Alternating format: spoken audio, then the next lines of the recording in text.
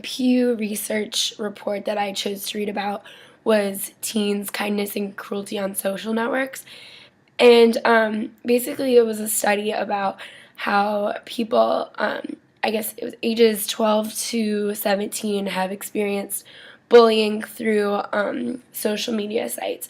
And what they found was that a majority of people, I think it was like 70%, said that they hadn't experienced any sort of bullying or anything, but they found also that girls tended to experience more bullying than guys did, and it normally happened at an earlier age, like middle school age, like 12 to 14.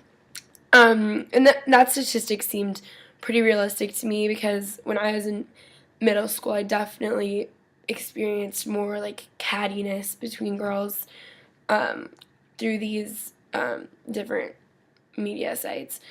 And then as people mature, it would make sense that they wouldn't do such a thing going into high school and beyond.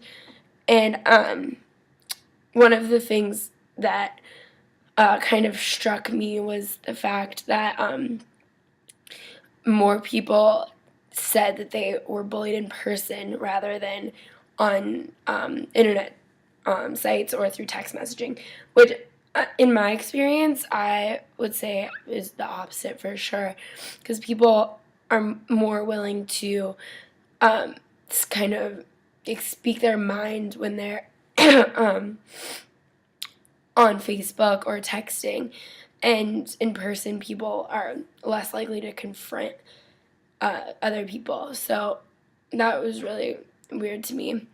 Like, for instance, Forum Spring was pretty big a couple of years ago, I would say, and a lot of people were really catty on it, and it was because it was an anonymous post, and similar to that was Honesty Box before that, and people would tell people what they honestly thought of each other, which I thought was really dumb because obviously you're kind of asking to be like hated on. So that's the only real kind of bullying I've ever experienced and have witnessed people being kind of bullied through. And then also, I feel like people get on in like fights kind of on Facebook. Like a lot of girls, I like younger girls for sure, I've seen getting into fights through statuses, making like catty statuses, and it's always guys that step in and they're like, stop, don't do that, it's not important. And then even on Twitter, there's this thing called a hashtag subtweet, which if you're like talking about someone in a tweet, you hashtag subtweet after like saying that it's about somebody else. And I just think it's really ridiculous what these people are doing, mostly younger girls. They also discussed about how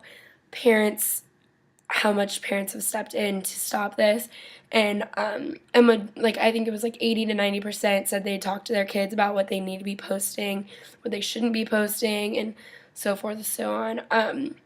In my experience, my parents they like would talk to me about it, and like they kind of trusted me, and like my dad was like, I'll be friends with you on Facebook and I won't look at your stuff, like I trust what you're gonna do.